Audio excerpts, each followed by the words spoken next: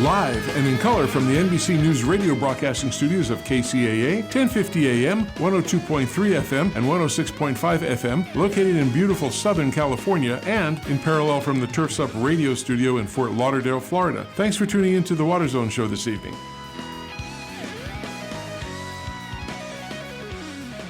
Hi, a pleasant afternoon, good evening, and good morning, depending where everybody is in this wonderful world. Hope everybody's having good.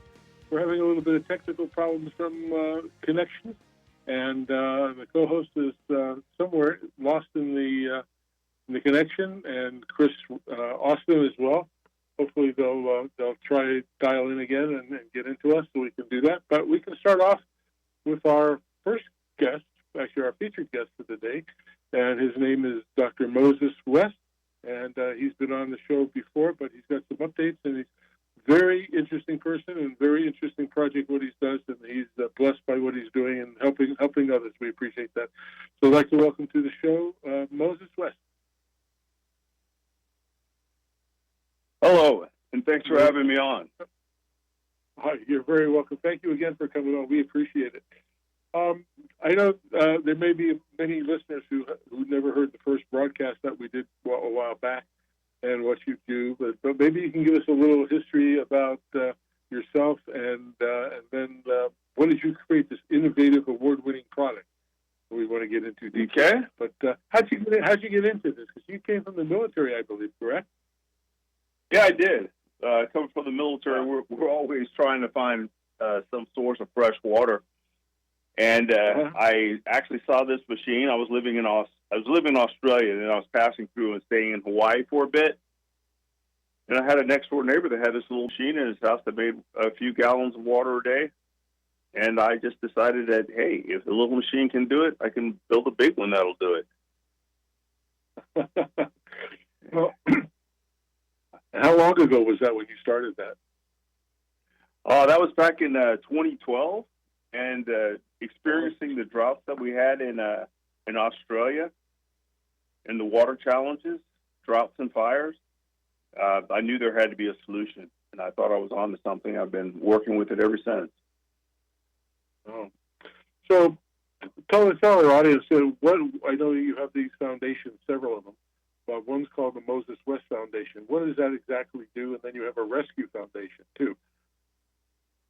Well, the Water Rescue Foundation, that one, we've closed that one down, and now we just use the Moses West Foundation. And so what the Moses West Foundation does is when I get military equipment back from the military, either for rehab or they exchange it out for a new piece of equipment, I'll take the funds that people donate, I'll rebuild those machines, and then we'll go out and we'll do water missions. That's how we did Puerto Rico, Flint, and Jackson, Mississippi. Oh, wow. And so this technology, I don't get into that, but I'm excited about that as always. That was the first time, and I like that kind of technology. And I get my notes here because I'm setting that up for the second part. But,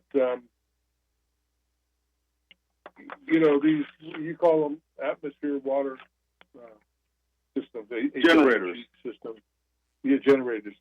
And can they be custom? Or tell us what they are. Let's start with that. I'll start with the easy stuff. Well, we'll start with a small science class in the beginning. Okay? Okay. So, yeah, everybody knows that we have water that comes in three forms. We have it in a liquid, we have it in a solid, and we have it in a gas. Mm-hmm. We all know that. And so, but our fresh water that we have on the planet that's actually drinkable is a very small amount. A very small amount. And the population of the planet is using that water, using it and making it dirty faster than it replenishes itself. But when all that water evaporates, it goes up into the gaseous state. Be it in the solid form or the liquid form, it always transforms back into the gaseous state, which is its purest state. Right. It doesn't bring anything with it when it evaporates. And so with all of the climate change that we have today and all of the heating that we have on the planet, making down in the ocean, the atmosphere is loaded with water. That's why you have those massive rainstorms in California, massive snowfalls on the East Coast and in the Midwest, and other parts of the planet are completely dry. But all that moisture that's in the atmosphere is there because the planet's warm. What this machine does is it takes that water so that we can use it. So it doesn't have to come back to us in rain or snow. We take it right there, we use it, pour it out on our crops, let it evaporate, it goes right back. The greenest, most renewable way to use water that exists on the planet today. There's nothing else like this. So, how do you ensure that the waters produced from this units are safe to drink? Oh, the water quality test. When the water quality, we got the water quality test. We did this first with the state of Texas. So the NELAB comes out, the FDA, the EPA, and there's a water test that they do. Every chemical that's ever been found in water in the United States, I'm telling you, every single chemical that's ever been found in drinking water, they test this water for it. That's how stringent the test was when we did it in Texas. And so every time we've done this water quality test, the water has come out.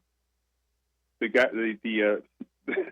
director said, "I can't tell you it's the cleanest water in the world, but it is the cleanest water in the world."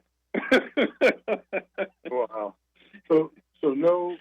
I know water agencies add things to it, chemicals to some of these things to purify it more, right? Like fluoride, other things, but you don't. No. Yeah. The United States military, when I first built machines for them, I put on a remineralization tank to add more minerals back to the water because it was so pure.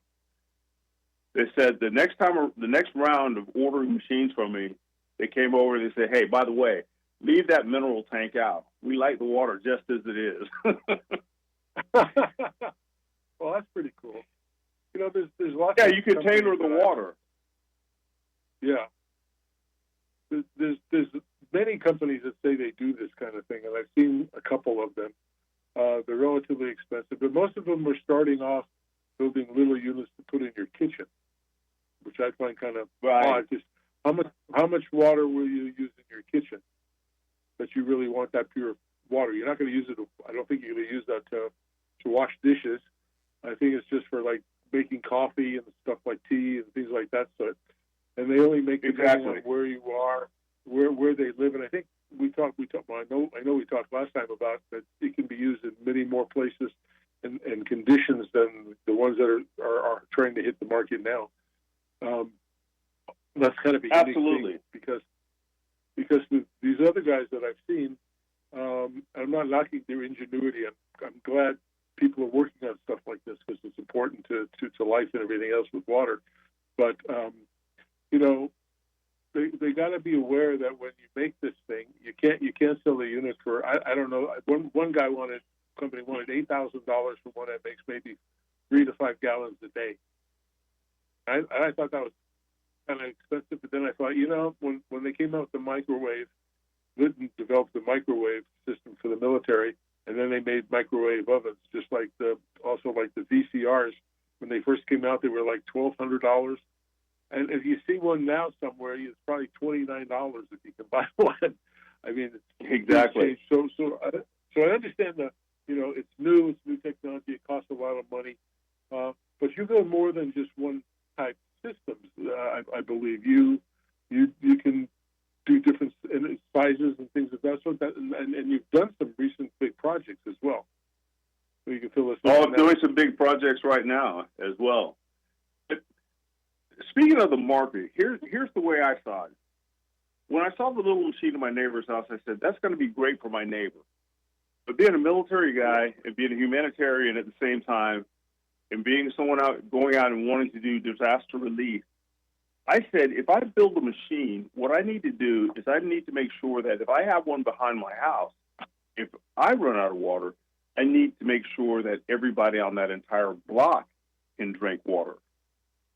So the machines I design, I feel a niche for industrial quantities of water. And I can custom design a machine for you. If you need 5,000 liters, 10,000, 15, 20, 30, 50,000 liters of water. I've done enough research and development to the technology now that I can actually expand the size of the machine, increase the amount of water output with non-mechanical parts. So that means the mechanical parts stay smaller. The non-mechanical parts where the water is produced get larger and produce water. So the part of the market that I build is to make sure that disaster recovery, water for an entire home, water for an entire neighborhood, water for a military unit. Wow. Well, I think that's the right place to do it, because that and remote hospitals, in the field hospitals, yes, and places like that, I see a lot of that technology happening there. So that could be pretty interesting. I want to take a little break if we can for a few minutes. I'm going to try to see if we can connect the other people onto the line. So my engineer, Eric, if I'm sure he's listening to, if he can go ahead and roll the commercials. And actually, if you have, Eric, the site one, the longer one, go ahead and play that, and then we'll be right back in a couple of minutes and continue this discussion. So everybody stand by. We'll take a little break. We'll be right back.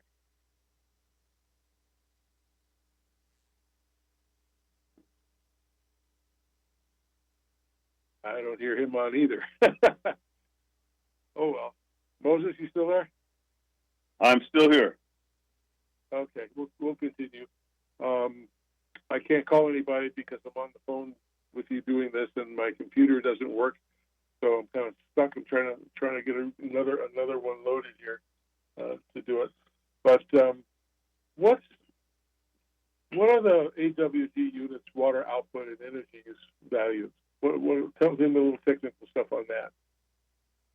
Well, the energy output right now is 0.07 kilowatts of power to produce 1 liter.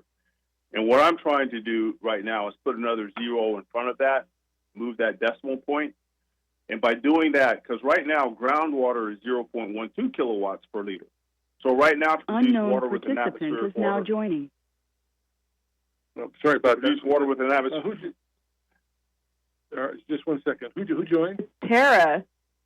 Oh, good. Sorry. It's Tara, your other co-host. The better half.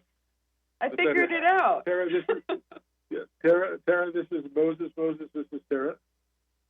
Hello, Tara. Hi, Moses. Sorry about the confusion How's it to our audience and stuff. We got computer problems. We have computer problems, and that's what's causing the problem. I don't know if Chris is calling in. I haven't heard that, so maybe she will. Don't know. She hasn't sent me anything, so, and I can't answer her back. I'll lose everybody if I break the connection. So anyway, I'm sorry, Moses. Why don't you go ahead and continue as you were saying? I'm sorry for no worries. Interrupting. The cost of water it was one of the big things when I first started this. Everyone said the atmospheric water generator will use too much energy. So what I had to do was I had to redo the R&D to research it and get that energy consumption down to a place where it could compete with groundwater. And in the process of doing that, I beat groundwater. And now with the next developments that I've added to the technology, the innovation going forward is I'm going to be even lower in energy consumption than I am right now. And right now I hold the record for the lowest energy consumption to produce a liter of water with an electronic technology. Wow. That's amazing. And your award's been, you got awards for this innovative technology, doing stuff in Washington and stuff. But let me bring Tara in here, because I know she hasn't had a chance to join the conversation. Tara, go ahead. So one thing I'm really curious about is what you feel like this could really do for the water industry, for our water listeners out there, and how it can help with stability in water supply. Well, I'm not going to hold back. I'm definitely going to scare you with what I have to say, because we sugarcoated too much of what we've been doing. We've been tiptoeing around the real problem. You are going to run out of water. if you're hearing my voice right now, there's going to be a day when you are going to run out of water. You need to be proactive now. I'm being as proactive as I can be to help as many people in the world as I can to get the information about my technology out as fast as I can with the years that I have to live to do this. That is my whole goal and mission, because I know that everybody is going to have some type of water crisis very soon. I mean, I know in California we've already experienced that a few. It doesn't scare me.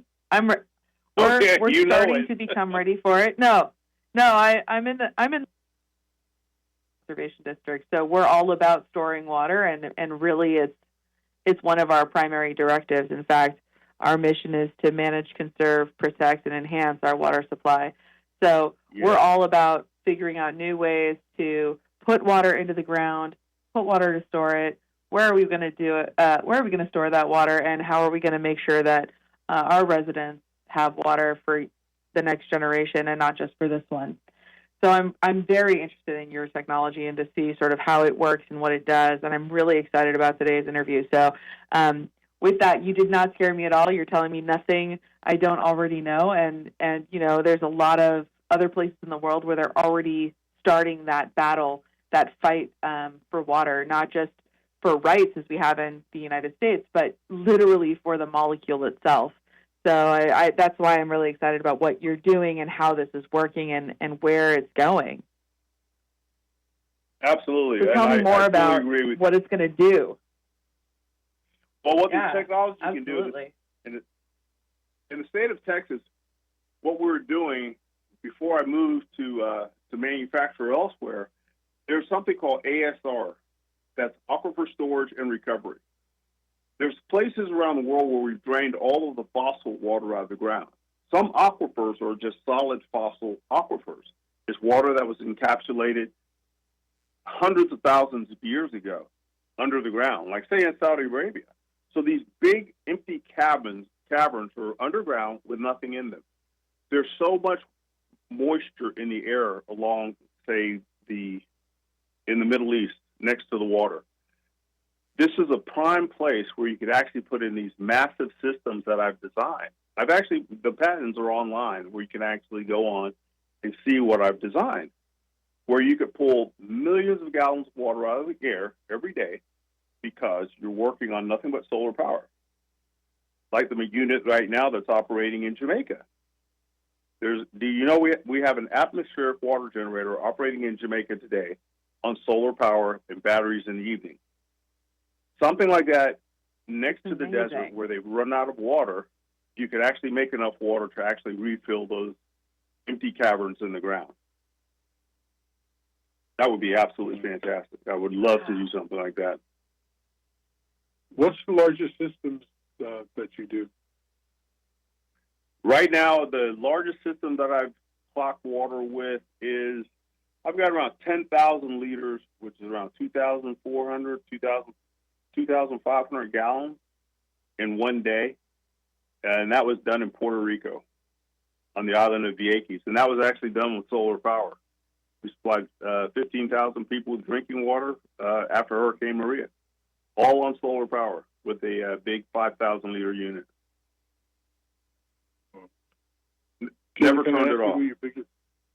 Can I ask who your biggest customers are, or is that a secret? I mean, is it the U.S. government? Oh, absolutely. The U.S. military. That's my biggest customer. That's good. That's good. I want to see us back our boys and make sure that happens so they don't get dry out in the desert and stuff. But no, you got to have water, and you're right. You have these deep caverns that are hard, and there's nothing there, and you can collect, generate water, and start filling those up. That is awesome. And like I said, when I first heard about these kind of things years ago, I got really interested in it, and I thought this would be pretty good. I had a friend of mine who was in the air conditioning business, and he wanted to make a solar-powered air conditioner unit for your home, and he actually built a couple and sold a bunch of them. And but he had a partner that wanted to go a different direction with the company, and they got in an argument and they quit, and then they stopped building everything. And they had offers from bigger companies, bigger, large, very known air conditioning corporations who wanted to buy the technology or license it. And the way the lawsuit worked when they got broke up, couldn't do anything. And that was kind of a shame. He was way ahead of his time, just like you were. And you know, when we talked the first time, you have a keen sense of something that you want to do, and you want to help the human beings, the humanitarian things, and you're on the right spot. And like I said, I haven't seen any other company, and I've looked at several over the last 3 years who said they have these things, and it's more of a hype than reality. But you're doing the real thing, and that's something you should be very proud of. I'm sure you are. Well, I enjoy the work that I do, and in the very beginning, you're absolutely right. Many companies in the world, when I was trying to find this technology to work with, they were starting to ask me to come work for them because I only had the ideas about how to do this, but in the back of my head, I was putting all these systems together, engineering them in my head before I put it on paper. And so to get people to understand it, what I did was when I finally could build systems and get them out, I went and did missions with them. After it was approved by the military, I said, I'm going to take this machine from this base, and I'm going to go support these thousands of people that need drinking water. Because all of my tests, research and development and design was all done behind the gates of a military base or with the state of Texas. So I had to go out and show people what it would do because no one would believe it. And if you look at my machines, there's a window on the side of each one. And what that window is for, I put those windows on my machines because people actually cannot believe that it's making water that fast. So that's why my machines have windows. Well, you know, when I first heard this technology, people said the same thing. I mean, that was, oh, you can't do that, or they put these little ropes out that collect dew in the morning down by the beaches and stuff like that. I mean, that's right. Around, you know, Indians used to do that years ago. But you don't get a whole lot of water out of that. You really don't. And having something that can run on solar and be self-powered and do all of this thing, that's miraculous to do. Jared, do you have? I don't mean to dominate the conversation. Do you want to jump in? Yeah, I'm just wondering how this plays well with or compares to cloud seeding.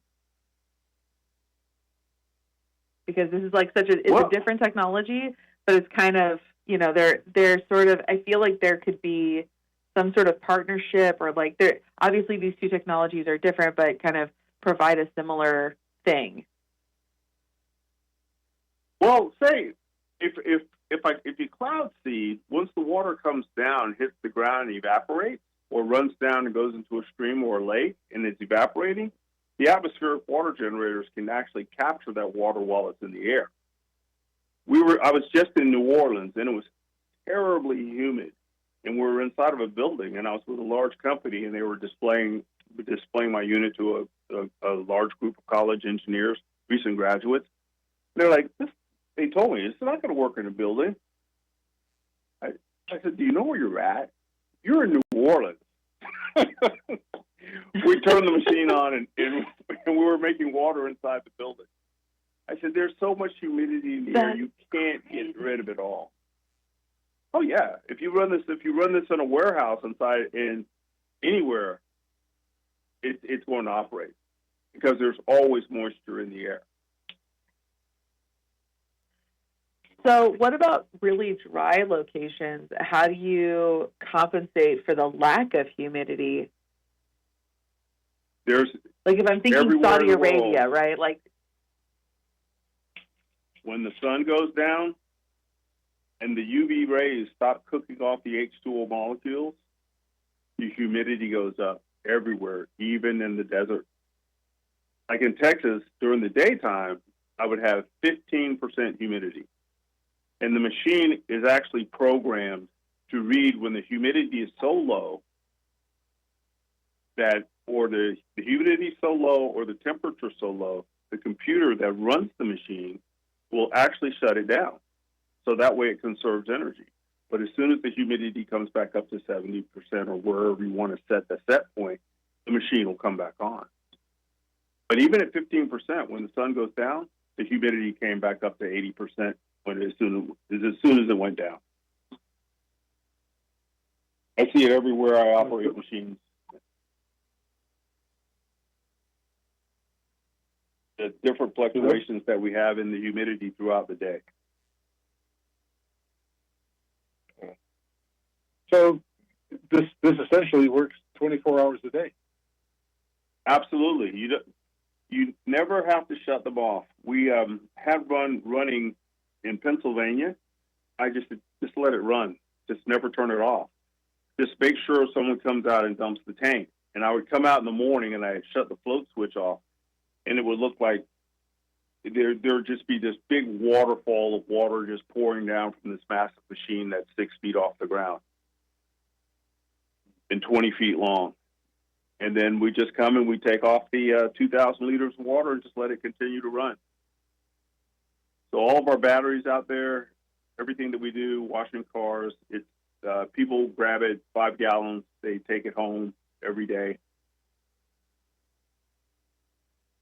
Wow. When we're running machines for testing. How does this pencil financially? Like, is this super affordable? Is it something that we're going to need a lot of funding for? Because it seems like magic, right? Like, it literally feels like magic. Like, there's stuff in the air and then poof, water. So what does that look like in terms of a fiscal impact? Because I'm thinking, like, is it the 100% chance of rain? And how much is that worth? Well, when I'm custom building machines, they're naturally going to be more expensive until I get to economies of scale and start building 100 machines at a time. The price will drop significantly. But right now, with paying union, well, that's one thing that I love to do. That I like to do is I like to pay a living wage to people that do work for me. So, paying union wages and building machines specifically to order, it keeps the price, I think, prohibitively high for some people. But as I continue to go and manufacturing streamlines, the price starts to come down. And that's what we've been doing for the entire past year, is streamlining manufacturing.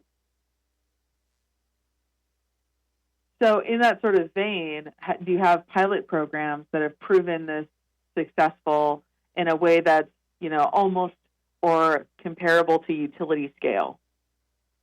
Oh, absolutely. We've the island of the Yankees was hit so hard after Hurricane Maria, and we put a machine out there, and Tesla had a first-generation battery pack and solar array, and it was running the hospital. We're putting out 480 volts, 3-phase power. When I was pulled into one side of just serendipity, I pulled into one side of the hospital, extended my machine. It was operating on a diesel generator. They had the solar array on the other side of the hospital. There was no drinkable water on that island unless it came over by ferry boat.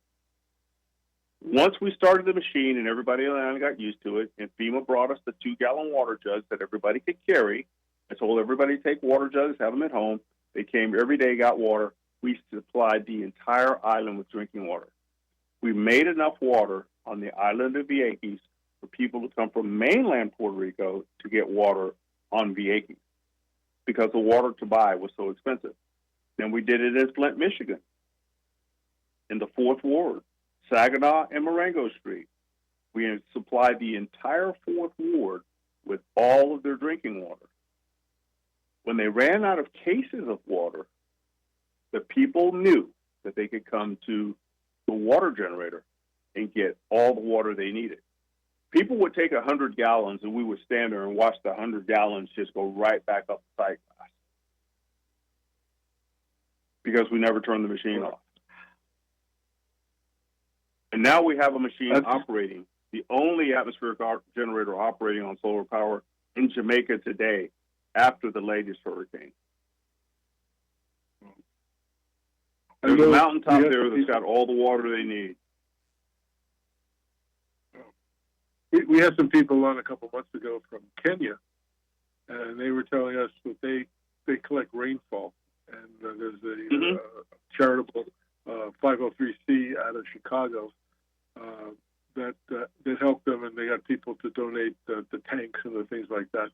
But you got to wait for it to rain, and maybe it rains a lot one part of the year, and then the next it doesn't. So then what do you got to do? They got to have something like you make to do that. And I think, product like what you have, I've always dreamt of doing something in an African nation, but using solar and using something like your water generator and use it for farming, because if you want green, you got to have blue.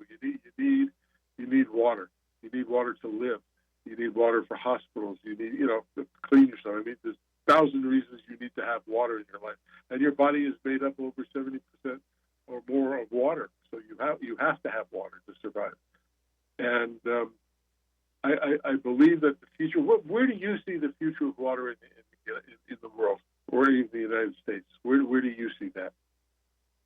I see it in this.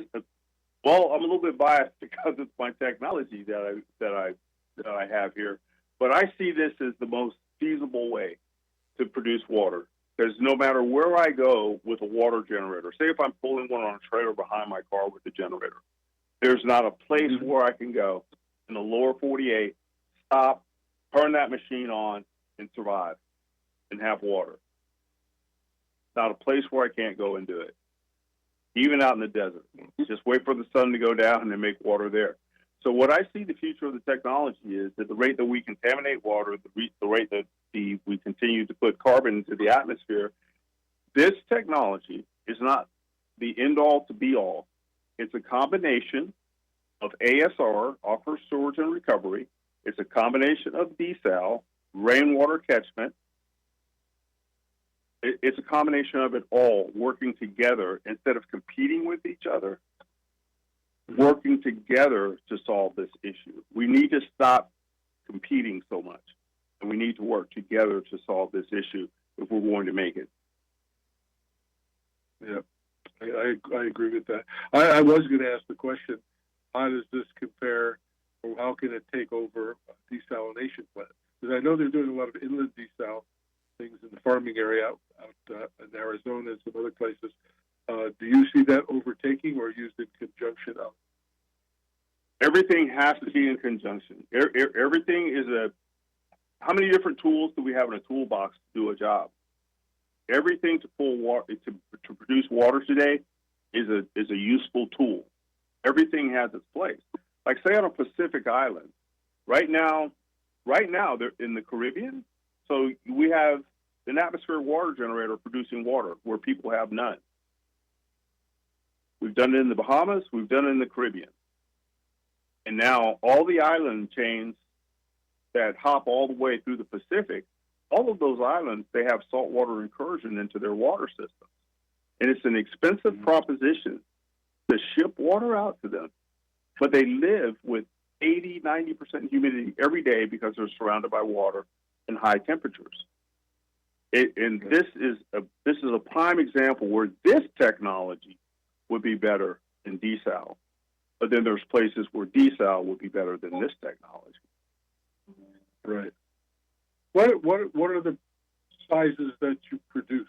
You have several ones. I know you do the big ones, but from what's the smallest to the largest, and approximately what do they cost?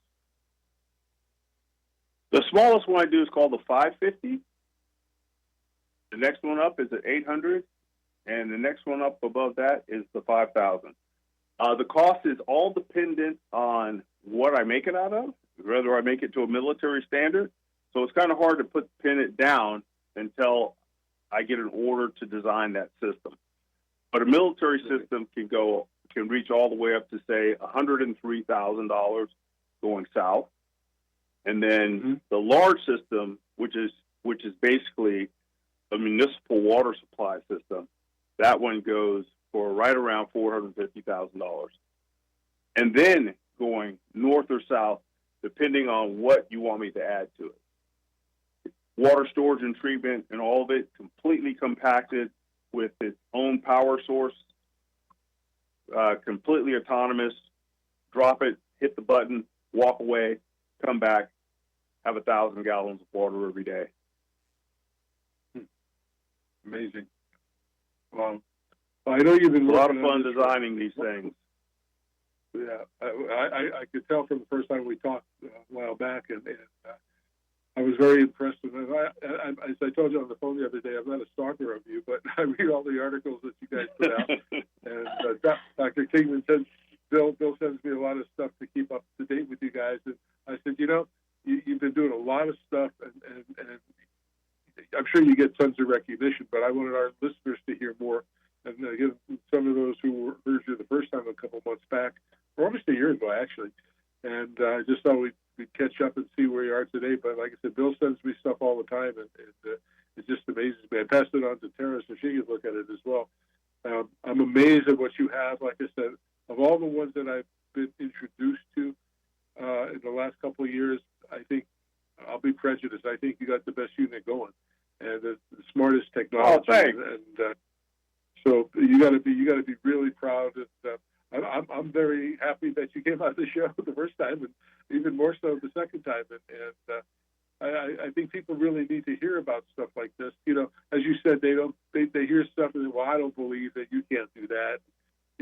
I told you I saw one that had this machine for the home to make 5 gallons a day, and it's thousands of dollars. It's just like, I don't know, I wouldn't buy that.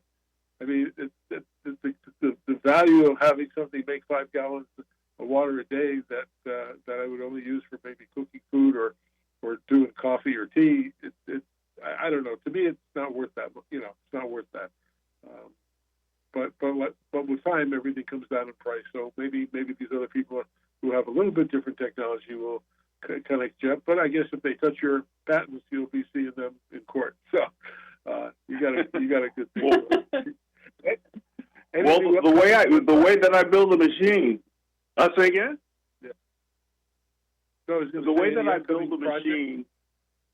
Yes, I do. I'm actually. I can't tell you where I'm going, but I'm actually going someplace this weekend. And the developments that we're coming up with are going to be absolutely outstanding. Where we are today and where we're going to be 6 months from now is just absolutely incredible. Can you imagine? Imagine this. Imagine solar power. Imagine atmospheric water generators. Imagine indoor vertical grow with grow lights that are operated by solar power. Yep. Self-contained food production. I'm sitting at the table with some of the largest folks in sustainability in the world, and that meeting is coming up all next week. I'm really. I won't dig any further with that because I'll keep it the secret to you. But one of the things that I'm in favor of is vertical farming, and that sounds almost kind of what you're talking about, self-contained, and you can generate the lighting system and use less water and all this other stuff. So really organic because you don't have pesticides and all that. 100% organic. Yeah. I'm really interested in the technology and that personally. I grab articles all the time about that and the water generators because I really think that is the future. And the future is really here now. We just got to get more attention. More attention. Tara works for. She was cutting out when she said, "Tara, why don't you tell them what you do for the daytime?" So, as I said before, I work for United Water Conservation District. We provide wholesale water, ag water, and then we recharge the local aquifer. We also manage a lake and a dam and a couple of other pieces of key facility infrastructure. But I'm the outreach and external affairs manager over there. And so it's really important for the community, whether it's the industry, our local communities, kind of everyone, everywhere should understand the value of water and why every single thing that we do matters in this space. because we're all working towards the same goal to ensure that life continues here on planet Earth. And in order to do that, water is the building block. So if we don't have that, right, we do the imagine a day without water, and then there's nothing. There's just a rock. And it really maybe not even that, depending on what kind of rock it is. So the work that you're doing is so important to kind of the work that we do as a whole, and it's going to take every solution. It's not going to be just one. It's not just going to be storage. It's not just going to be, whether it's groundwater storage, surface storage, reservoirs, et cetera. It's not just going to be cloud seeding. It's not just going to be, this humidity. I'm going to call it humidity farming. It's going to be it's not going to be desal. It's going to be all of those things together in order to really have an impact that will, as we continue to grow as a society, we're not slowing down in terms of our population. We're only continuing to grow. So we really need to think about solutions that are longer term than just, oh yeah, this is the Band-Aid for today. We're just going to treat nitrates today. We're just going to treat this one thing, and look further into the future of how we can create that resiliency for the state, for the country, and for the world. Absolutely. I fully agree. It's a combination of it all. Cool. Well, Moses, we appreciate you coming on the show again. I personally enjoy it a lot, and I hope our listeners did as well. Where can people get a hold of you and your organization? Well, you can get a hold of me. You can look at me on two sites. I have my company, awgcontractingus.com, and donations go to the MosesWestFoundation.org. And it's really cool. I just got a machine back from the United States Marines, and that machine is a 480-volt system that needs to be rehabbed and sent out the door to someplace in the world. Well, I appreciate your tenacity and what you do, and I know you also sometimes donate to emergencies, like you said before, and that's you're a good human being, and it's nice to know somebody who's smart and cares about the human life and the good of the earth. So we appreciate that, and hopefully our listeners can check you out on the websites and see more of your projects and equipment, and maybe contact you and have some water agencies come talk to you and see what they can do, because we certainly need water, and we only got what we got on this earth, and that's it. So we got to make sure we manage it and use it correctly. So, Moses, thank you very much, and we appreciate you coming on the Water Zone. All right. Thank you all for having me. Greatly appreciate it. You're welcome. You're welcome. I'll follow up with you, Steve and Bill, next week and talk to you about some other things. All right. We're going to take a little delayed break that we were supposed to get to earlier from our sponsors, and we'll be right back, and so stick around.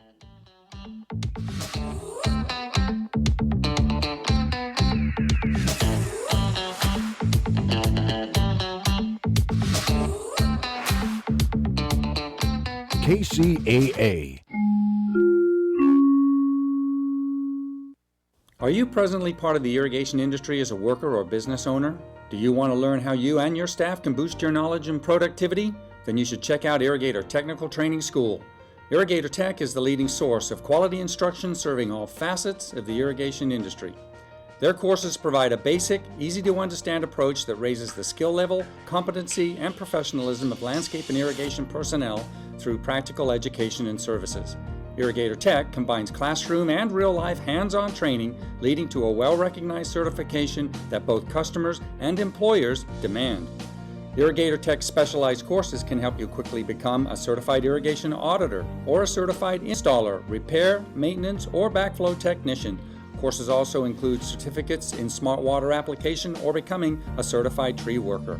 Most importantly, all certifications are state recognized, and Irrigator Tech offers annual renewal classes to help keep your certification up to date. So whether you work in California, Washington, Oregon, Nevada, or Arizona, there's an Irrigator Tech class near you. For more information on how to jumpstart your career, call Irrigator Tech toll-free 866-614-1755 or visit them on the web at irrigatortech.com. That's toll free 866-614-1755 and on the web at irrigatortech.com.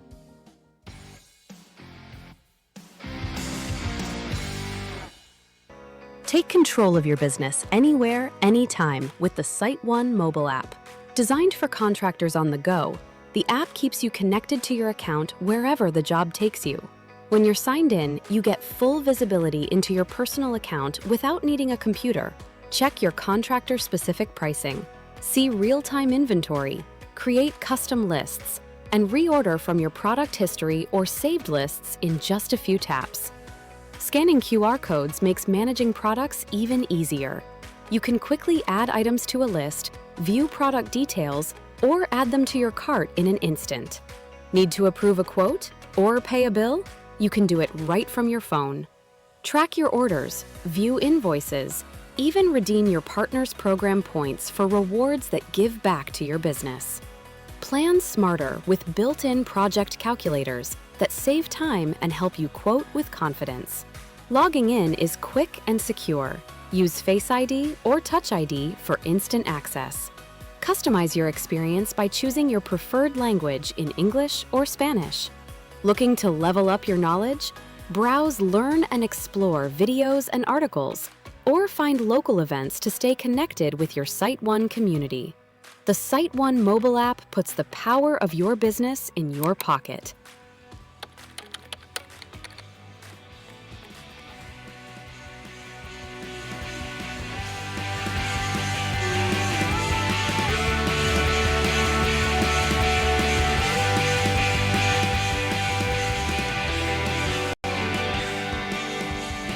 Well, welcome back to the Water Zone Show. I appreciate everybody staying tuned with us. And I sincerely apologize for the show.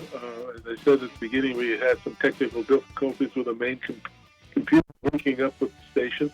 And I couldn't get Chris Austin on the show because I only have one cell phone to call out on. And if I disconnected that to call somebody, the show would be nothing but dead air, which we had for a few minutes, or a few seconds actually, but we do apologize for that, and we'll get that all fixed. We're working with our server people and the station and others, and we'll get this screen. But I did want to mention we were going to talk with Chris Austin about a lawsuit that the Supreme Court has urged to decide if diverting water in California counts as theft. And the person I know who knows a lot about that happens to work for them. United Water Conservation, and her boss, was Mauricio Guardado, was on our show a couple of weeks ago telling about that. But now somebody filed a brief. Maybe you want to give a little bit more background to that, Tara, since you're involved in that every single moment. Yeah, I feel like I live there, right? So this is a United States or United Water Conservation District versus the United States, and this is specifically the difference between a regulatory taking and a physical taking, which is a sort of concept, right? If you think it's a regulatory action, regulatory taking, except for all actions taken by regulators are regulatory actions, the issue is if you actually take a property right, then it becomes a physical taking. Just like, if somebody takes a piece of your property, they have to pay for that. And if they take the trees out of your timber company, they have to pay for that. And we're just saying that that's the same thing for water. And the Supreme Court has acknowledged that in a few different cases, specifically international paper. And so we're trying to hold them accountable to kind of their own rules. And so with this particular case, we've secured support. And what support looks like in terms of a Supreme Court case is an amicus brief. And an amicus brief is a friend of the court. That's like the Latin term for friend of the court. And we've gotten support from California through the Association of California Water Agencies, or ACWA, the California Special Districts Association, the National Water Resource Association. All of those have all stepped up in this moment. But also we've we've gotten the Texas Farm Bureau, the Family Farm Alliance. These are outside of the water industry and actually outside of the state. So that's really exciting to see that. And in this particular article, we're talking about, the Liberty Justice Center, which is, this particular article is actually from Tampa, Florida. So really seeing that spread across the United States. We've gotten the Atlantic Legal Foundation, the Washington Legal Foundation. These are, of course, East Coast organizations that also see the importance of protecting property rights for U.S. residents and U.S. institutions, government agencies, etc., to make sure that if there is a reason that this water is so beneficial for this particular kind of use, and in this case it may be, but that's not the decision we're talking about today. We're talking about then they need to pay for it just like everybody else. If we find that there's a beneficial use, we're paying for that water. Our residents are paying for that water. So to take that beneficial use that really, it's a federal agency, so they're saying that it has federal benefit, then the nation needs to be paying for that because it's a much smaller portion then of everyone's dollar, instead of really forcing that cost onto a much, much, much smaller community. And you're talking about millions and millions and millions of dollars in terms of projects in order to ensure that this thing can happen, right? Whatever the taking is, if it's taking the water away, you're talking about $50 million in this particular case of water that's been removed that our residents have fronted the cost for, that we've all kind of paid into, and now we need to see that money back. Is it like the old story where we said, trust us, we're the government? And they come in and take it. There's a little bit of that. There's definitely a little bit of trust us as the government, but there's also this idea that the goalposts are constantly moving, and sometimes they need to move. And we're not saying that sometimes those goalposts don't need to move. What we're saying is, if they need to move, then there needs to be accountability for that. There needs to be transparency for that. And they can't just go, oh, we've moved them. Don't worry about it. And just, if you could just pay for that, that would be great. And we're holding people accountable to their decisions, and we feel like that's the right thing to do, and especially for our constituents, we need to hold people accountable, and as we're held accountable, right? We have to be transparent. Yep. We have to pay for things. But so too does the federal agencies. Yeah. Well, there was another thing similar to that. I called it a watershed moment, where groundwater ruling sparked fears for Ventura County farmers. And I had a gentleman who spent $200,000. He's 90 years old today, and he spent more than $200,000 or $300,000 to drill a well and got a permit for the well and followed the rules and regulations for 30 years. And for 30 years, and all of a sudden, because he didn't want to sue somebody, the water rights are gone. And so he's pretty angry. So, I mean, there's a lot of that going around. I guess, when these things were drawn up, the water rights 100 years ago or so, things were different. We didn't have the amount of people we have. The country grew, manufacturing, production, all this stuff, and it changed the world and changed us. And I don't have an answer on how they're going to settle any of these things. It's really tough. I know your agency hired, I don't know if I'm allowed to mention that at this time, but you hired a very well-known attorney, an experienced lawyer to go handle this case. And again, I won't say his name, but he's one of the best in the country. And if anybody can get this through and make it happen, I'm sure he can. So we wish you luck in that. And sorry we missed you at the beginning of the show. We missed you at the beginning of the show. Again, we had some technical problems, and I couldn't get off this line that I'm using because I would disconnect the show and everybody else to it. So thank you for joining us. And for our listeners, again, we apologize for that. Things happen. I wish I could control it better, but it just happens. It's the nature of the business.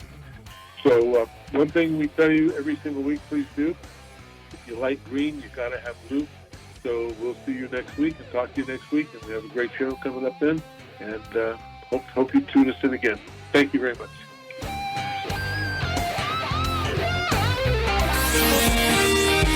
NBC